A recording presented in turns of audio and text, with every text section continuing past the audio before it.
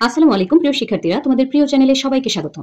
আজকে আমরা শিখব কিভাবে সিন প্যাসেজ থেকে কোশ্চেন নাম্বার 1 এর বি এর সহজ ও সঠিক উত্তর দিতে হয়। এইচএসসি 2025 ইংরেজি প্রথম পত্রের জন্য এটি খুবই গুরুত্বপূর্ণ।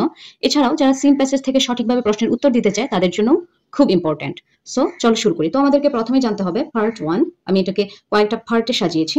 তো কোশ্চেন 1 এর বি বলতে আমি কি বুঝিয়েছি? এখানে কোশ্চেন 1 এর বি হলো সিন প্যাসেজ থেকে ছোট প্রশ্নের উত্তর দেওয়া। এখানে আমরা জানি পার্ট 1 এ অর্থাৎ পার্ট এতে যেই সিন প্যাসেজ থাকে সেই সিন প্যাসেজ থেকে আমাদেরকে এ এবং বি এই দুটি কোশ্চেনের অ্যান্সার দিতে হয়। সেখান থেকে আমি শর্ট কোশ্চেন গুলো থাকে একে বিতে। সো এখানে কোশ্চেন 1 এর বি বলতে আমি বুঝিয়েছি সিন প্যাসেজ থেকে ছোট প্রশ্নের উত্তর দেওয়া। এখানে কি দেখি আমরা, এখানে 5টি প্রশ্ন থাকে।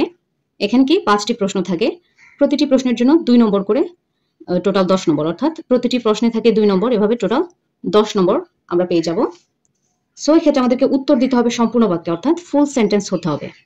ফুল সেন্টেন্স উত্তর দিতে হবে সম্পূর্ণ বাক্যে যদি আমরা ফুল 10 মার্কস পেতে চাই, এবং উত্তর দিতে হবে সিন প্যাসেজের তথ্য অনুযায়ী।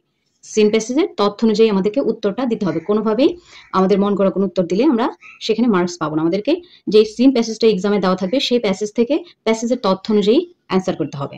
ফর এক্সাম্পল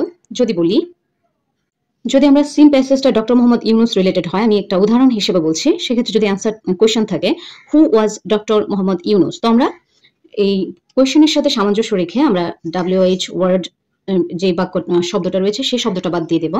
দেন সাবজেক্ট খুঁজে বের করবো ডক্টর মোহাম্মদ ইউনুস। দেন এটা যে টেন্সে রয়েছে সেই tense was a Nobel prize winning economist from Bangladesh. আমরা এভাবে অ্যান্সার দেবো। সো আমাদেরকে খেয়াল রাখতে হবে কোয়েশ্চেনটা যে টেন্সে থাকবে অ্যান্সারটা অবশ্যই আমাদেরকে সেই টেন্সেই করতে হবে।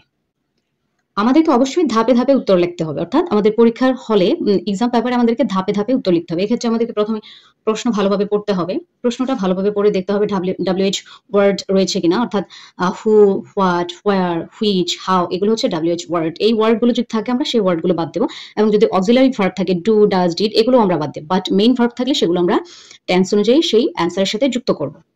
ফর দিস রিজন আমাদেরকে প্যাসেজটা এবং প্রশ্ন ভালোভাবে পড়তে হবে, এবং প্যাসেজের ভাষা ব্যবহার করে আমাদেরকে প্রশ্নের অ্যান্সার করতে হবে। কোনোভাবে নিজের ভাষা ইউজ করা যাবে না, এবং আমাদেরকে অবশ্যই উত্তর লিখতে হবে পূর্ণ বাক্যে, ফুল সেন্টেন্স লিখতে হবে। অর্থাৎ পূর্ণ বাক্য বলতে আমি বুঝিয়েছি সাবজেক্ট, ভার্ব, অবজেক্ট, এই যে বাক্য গঠনের যে প্রক্রিয়াটা, অর্থাৎ যে সিকোয়েন্সটা রয়েছে সেই সিকোয়েন্স অনুযায়ী আমাদেরকে প্রশ্নের অ্যান্সার করতে হবে, এবং প্রশ্নপত্রের টেন্স অনুযায়ী অবশ্যই।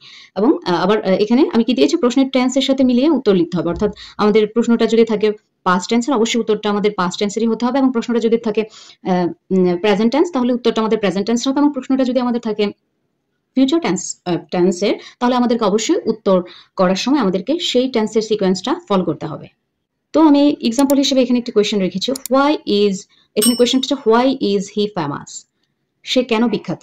এক্ষেত্রে আমরা কি অ্যান্সারটা দিয়েছি, হি is famous for his inventions, তার আবিষ্কারের জন্য বিখ্যাত। এক্ষেত্রে কি আমরা দেখতে পাচ্ছি, এখানে একটা কোয়েশ্চেন করা হয়েছে, যেহেতু এখানে ইজ রয়েছে, হোয়াই WH ওয়ার্ড, এটা একটি প্রেজেন্ট টেন্সের কোয়েশ্চেন, আমরা অ্যান্সারটাও করেছি প্রেজেন্ট টেন্সে। হি ইজ সাবজেক্ট নিয়েছি, then verb he is famous for his invention, যেহেতু এটা এখানে মেইন ভার্ব, এটা মেইন ভার্ব, সো আমরা এখানে মেইন ভার্বই রেখেছি আমরা। বাট যদি এখানে ডু, ডাজ, ডিড থাকতো তাহলে কিন্তু আমরা এটা বাদ দিয়ে দিতাম, অর্থাৎ এই WH word plus do, does, did, অর্থাৎ এই auxiliary verb plus WH word গুলো আমরা অ্যান্সার লেখার সময় বাদ দেবো। বাট মেইন ভার্ব যেগুলো থাকবে সেগুলো আমরা অবশ্যই আমাদের অ্যান্সারের সাথে যুক্ত করবো, এবং দেন সাবজেক্ট, ভার্ব, অবজেক্ট, এই সিকোয়েন্সে আমরা আমাদের অ্যান্সার লেখাটা সম্পূর্ণ করব। এছাড়াও আমরা যখন প্রশ্নের অ্যান্সার করবো তখন প্রশ্নে যা জানতে চাওয়া হয়েছে শুধু সেটারই উত্তর দেব। প্যাসেজ থেকে প্রাসঙ্গিক শব্দ নিয়ে আমরা উত্তরটা গঠন করবো, অর্থাৎ প্যাসেজের যে প্রাসঙ্গিক ওয়ার্ডগুলো রয়েছে, অ্যান্সার রিলেটেড যে ওয়ার্ডগুলো রয়েছে সেই ওয়ার্ডগুলো নিয়ে আমরা উত্তর গঠন করবো। দেন আমরা উত্তর গঠন করার সময় অবশ্যই আমাদের গ্রামারের যে সিকোয়েন্স, সাবজেক্ট, ভার্ব, এগ্রিমেন্ট, এই যে সাবজেক্ট এর সাথে ভার্বের যে এগ্রিমেন্ট অর্থাৎ চুক্তি, সাবজেক্টের সাথে ভার্ব যেভাবে বসে সেভাবে আমরা এগ্রিমেন্টটা ঠিক রেখে আমরা উত্তর করব। যতটা সম্ভব সংক্ষিপ্ত রাখবো উত্তরটা, কিন্তু অর্থটা অবশ্যই আমাদেরকে ক্লিয়ার হতে হবে। অর্থটা আমাদের কি ক্লিয়ার হতে হবে, যেন আমরা অ্যান্সারটা পড়ে আমরা কোয়েশ্চেনের অ্যান্সারটা খুব ইজিলি বুঝতে পারি। বাট ফর দিস রিজন আমাদেরকে কোয়েশ্চেনটা অবশ্যই সংক্ষিপ্ত রাখলে বেটার হবে, এবং সেটা অবশ্যই ক্লিয়ার হতে হবে। আমাদেরকে এই জন্য বেশি বেশি প্রিভিয়াস বোর্ড কোয়েশ্চেন্স নিয়মিত প্র্যাকটিস করতে হবে। এই কারণে আমাদেরকে কি প্রিভিয়াস বোর্ড কোয়েশ্চেনগুলো নিয়মিত প্র্যাকটিস করতে হবে, তাহলে আমরা বিভিন্ন কোয়েশ্চেনের প্যাটার্ন বুঝতে পারবো, এবং সহজেই এক্সামের অ্যান্সারগুলো আমরা ক্লিয়ারলি করতে পারবো। তাছাড়া আমরা পরীক্ষার হলে সাধারণত অনেকেই কিছু ভুল করে থাকে, শুধুমাত্র কোয়েশ্চেনের অ্যান্সার ইয়েস অথবা নোতে দিয়ে দেয়। এই ভুলটা আমাদের করা যাবে না। অপরিপূর্ণ অর্থাৎ ইনকমপ্লিট বাক্য লেখা যাবে না, আমাদেরকে বাক্যটা কমপ্লিট করতে হবে। এক্ষেত্রে টেন্স ভুলের দিকে আমাদের নজর রাখতে হবে। কোয়েশ্চনটা যে টেন্সে থাকবে আমাদেরকে সেই টেন্সে অ্যান্সার করতে হবে এবং প্যাসেজটা ভালোভাবে বুঝে আমাদেরকে অ্যান্সার করতে হবে, কোনোভাবেই আন্দাজে উত্তর করা যাবে না। এগুলো আমরা যদি খেয়াল রাখি তাহলে অবশ্যই আমরা প্রত্যেকটা প্রশ্নে ফুল মার্কস পাবো ইনশাআল্লাহ। তাই আমাদেরকে একটা ভালো মার্কস পাওয়ার জন্য সবসময় নিশ্চিত হতে হবে যে আমাদের বাক্যটি কমপ্লিট এবং অর্থবোধক অর্থাৎ সঠিক অর্থ বহন করছে।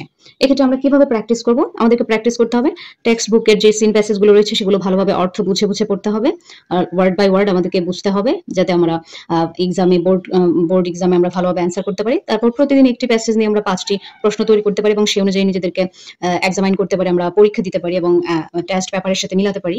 টাইমার সেট করে আমরা প্র্যাকটিস করতে পারি এবং আমাদেরকে এই 10 নম্বরের জন্য অর্থাৎ এই 5টি কোয়েশ্চেন যেন আমরা 7 মিনিটে অ্যান্সার করতে পারি সেটির দিকে আমাদেরকে অবশ্যই খুব নজর দিতে হবে।